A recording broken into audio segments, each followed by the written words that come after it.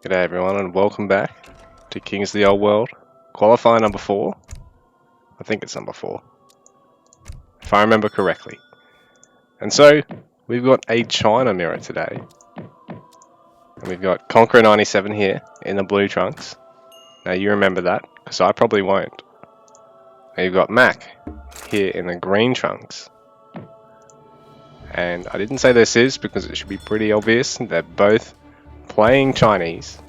We're already seeing a bit of a difference here with Conqueror going for that trading post. Mack not taking a trading post, so he's going to start aggressively scouting, looking to go for treasures. Maybe try and pick his opponent's disciple off if he can. Otherwise, maybe just get a lot of these fairly free treasures, so to speak. You don't have to waste time trying to actually take out a guardian. It's just 30 or 40 resources straight in the bank.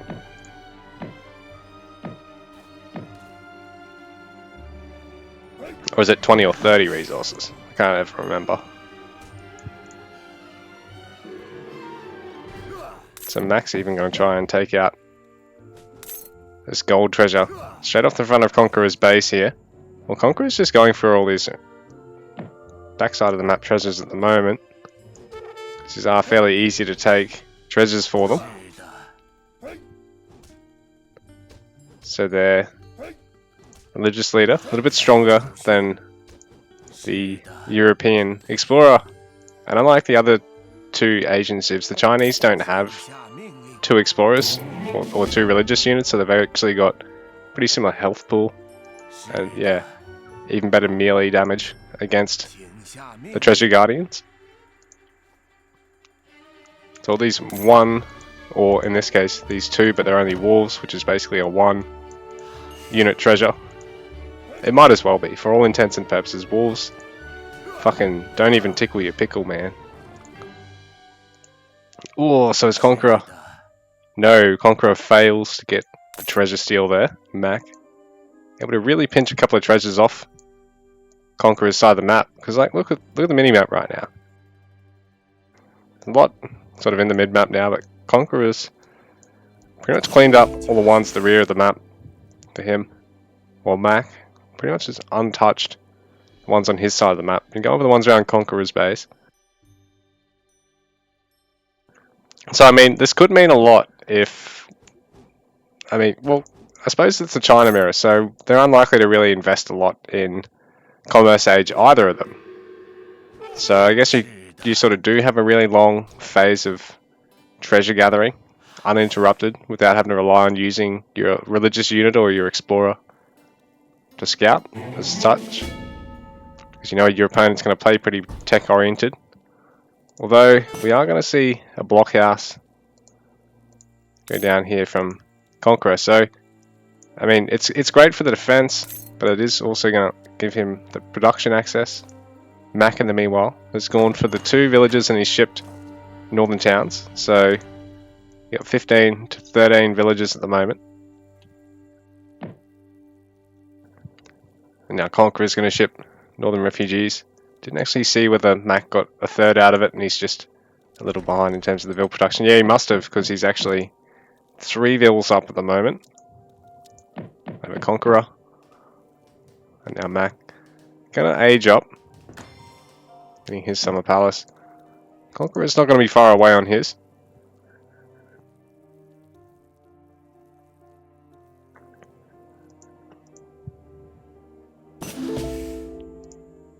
And so yeah, clearing out your opponent's treasures can be pretty big in matchups where you're really going to play fairly conservatively, fairly tech oriented. But in matchups where it's going to be fairly rushy and both civs or the mirror is really suited around commerce pressure, then I mean you're not really going to be able to come back and clear out other treasures later on, especially if you lose again your explorer or your religious unit trying to scout. And now they are a bit lower, so mostly just going to be used to just build up for now. So Mack going to take his, oh no, is he going to go for the trading post? I thought he might. Yeah, he's going to wait there and get the wood for it. Conqueror going to get his trading post. second one. So Conqueror's looking to defend with the blockhouse, but meanwhile, Mack is basically just going straight macro here. But they're both going for the Summer Palace, so they will eventually start training units for free. The Conqueror certainly can switch things up and go for a lot of commerce aggression, considering he's gone for the consulate with his tea export shipment. And he's got that blockhouse now. So he'll be able to produce a lot more than Mack. And actually mount some pressure in commerce if he really wants. But yeah, China, the way players are playing it at the moment is just semi-fast fortress every single fucking game. My god, guys. Do you really have to wait until you get 3 flying crows for free to push?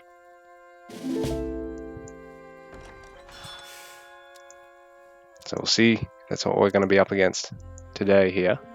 Mack.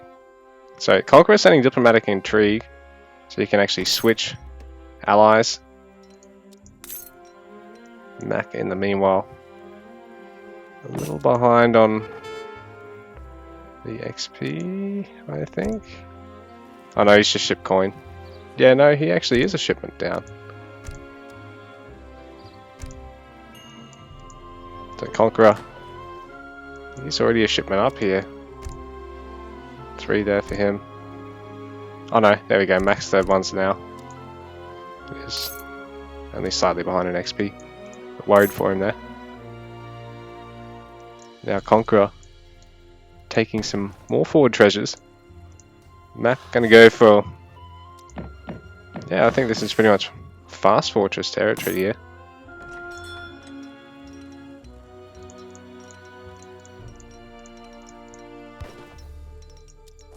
Conqueror. Gonna follow up, not too far behind it. He does already have the production, like I said, to really get the ball rolling. So Mack going for the porcelain tower, which actually acts like a giant shrine, generating a shitload of resources. Great trickle building, a bit like the Plenty Vault of AoEIII. Except you can actually destroy it, and you can't just cap it off your opponent.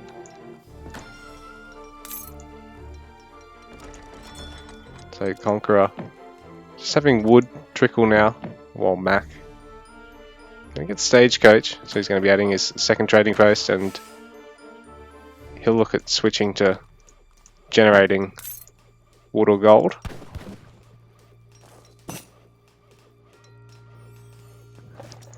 Conqueror also getting a porcelain tower. Come on guys, be a bit adventurous on China. Attack before the fortress age. Do something different. When I say different, don't wait till industrial age then. So here we go, the first 3 bastions of units being trained. So we've got the free standard army here, while Mack sending Old Han army. So Mack should have a slight advantage in a straight up engagement, I think. But the beauty is Conqueror does have a lot of mobility with these step riders, and he can always just leave the infantry back to defend. He does have that defender's advantage in the blockhouse as well.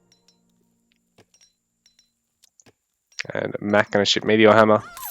Conqueror waiting on his age up, but he's already managed to start bringing the pain here. Ooh, she's going to get really low and be forced to garrison.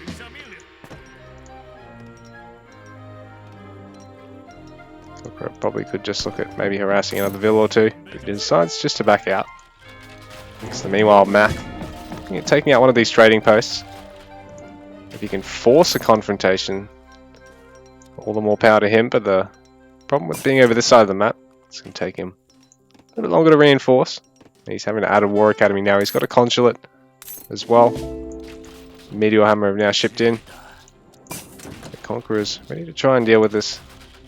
So he's going to maneuver onto the Chukonyu. Careful to not get as close as he could to the pikeman there. It's a good unit control here from Conqueror. Players wanting to take advantage of every unit to their full capacity.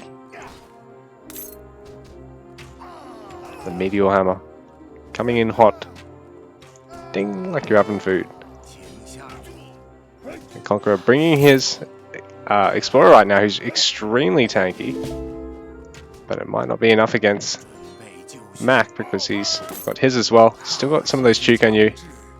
He's got all the Meteor Hammer, but now Conqueror is going to send his own Meteor Hammer. He's going to ship some Changdao and Arquebusiers, so this should be a slightly stronger comp here against the cavalry.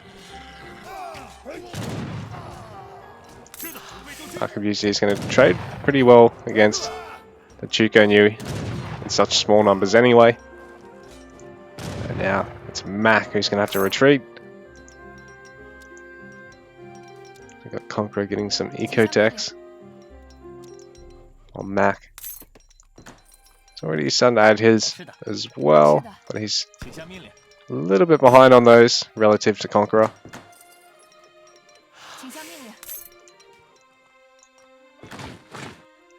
Conqueror is even going to wall in Mack's Explorer here. This is going to force him to have to tribute gold to get him back. Oh, he's going to have to come and destroy the walls. It means if your opponent does pick him up inside there and he only sends a unit or two, and he's got to stop and destroy the walls, you can pick everything off once again. It can potentially be a nice little trap there. Conqueror sending intervention. Shipment of units from his consulate. Territorial army on the way. Mack cancelling another one in order to train a forbidden army.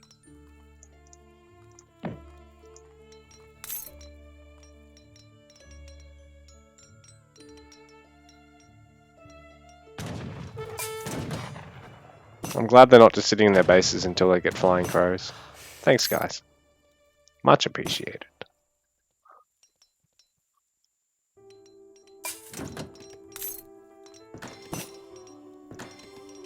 So Max sending wood.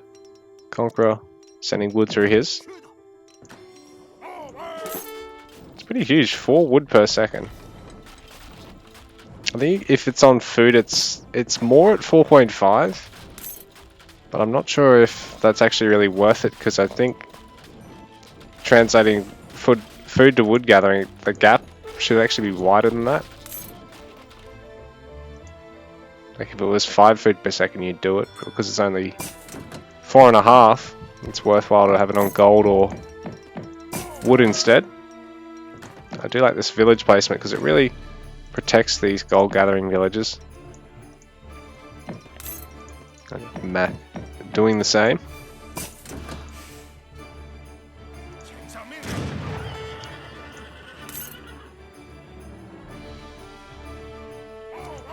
So population's favouring Mack slightly at the moment.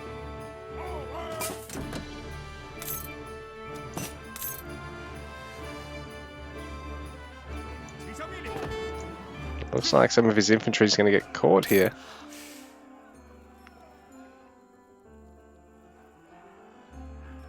So big engagement. About to go down here. Midfield. Will he get the kick? Nah, it's...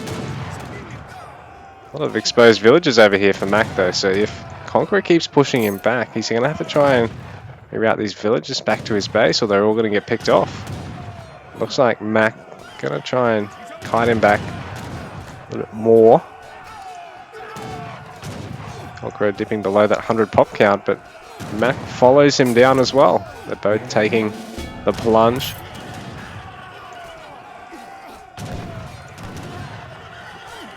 Conqueror shipping a good number of Changdao behind this, but Mack does have that defender's advantage. Doesn't really have a lot of units streaming in now though. Conqueror's even going to go for a burst of disciples just to try and up the ante here. Try and save some of these more expensive units, more useful units against the heavy cavalry here.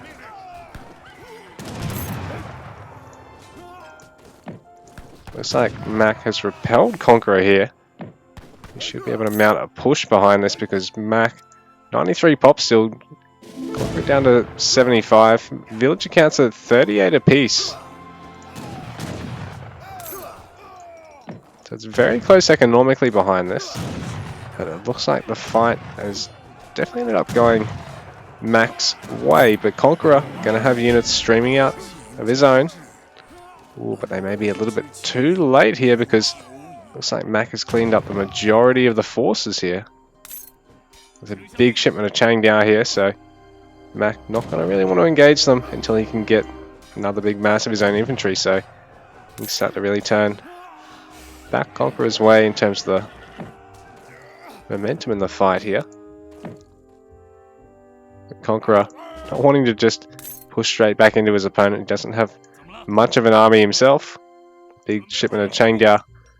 A nice scary defense, but it's only going to hold out so long here. He's going to have to mouse up as much as he can behind this. It'll be tough because eco-wise it's pretty even, other than Conqueror having gotten his eco-techs a little bit quicker, but I think by now Mack should be oh, Mack hasn't quite got as much eco-tech contribution there. And Mack has got a very scary army at the moment. Conqueror still under 100 pop. That player's struggling a bit to get the food that they need. But Mack has plenty of gold.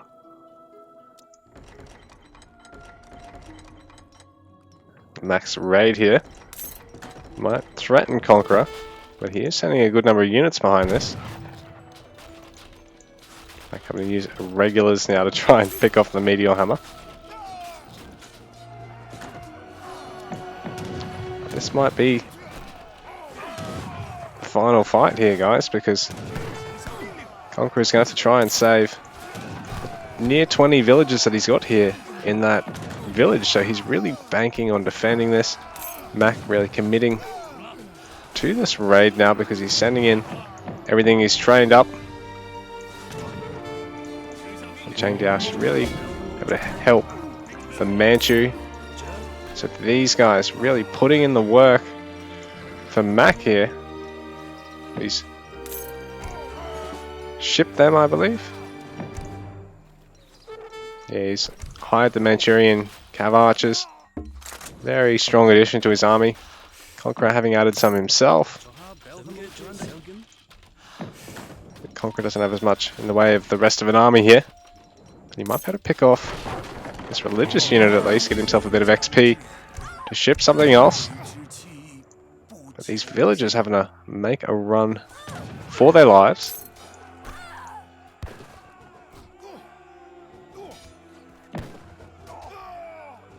And now Mack can look at really applying the pressure to Conqueror because he's going to have to try and cover for these villagers in a fight I think he doesn't really want to be taking now, Mack. He's have a much larger army at the moment, much higher total population. And the Manchus having to try and flee until they can get something else to sit behind and really get some damage off. But it's going to leave these arquebusiers exposed. Chang'Dao going to be able to get on top of them. Manchu's going to trade quite well into them as well. And meanwhile, Mack is going for a castle here. He could probably try and get these villagers garrisoned, but I think he's sort of not even focused on it. He's just going balls to the wall here because he knows he has Conqueror on the ropes. He's pushing really hard into his base. Just picking off, be able to pick off some eco of his own.